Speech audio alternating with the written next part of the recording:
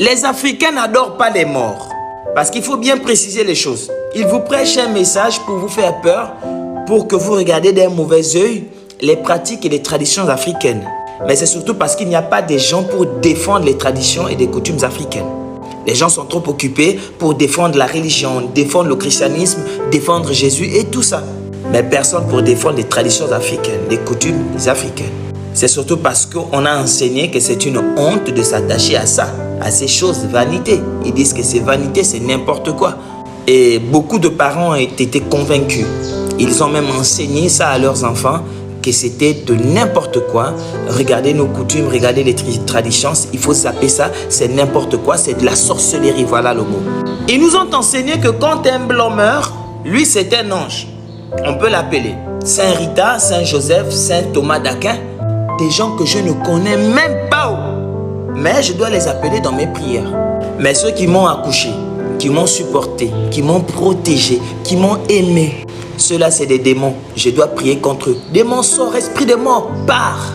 Et après, vous vous étonnez pourquoi vous êtes maudits et maudites.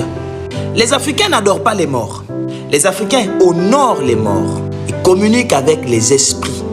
Et on les appelle morts seulement parce qu'ils ont quitté le monde des vivants. Mais sinon, en réalité, ils continuent de vivre.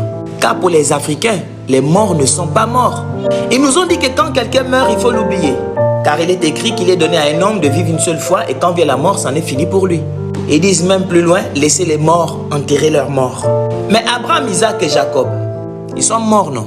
Mais ils sont revenus sur la montagne avec le Christ. Donc ils sont vivants. La Bible dit que Dieu n'est pas le Dieu de mort.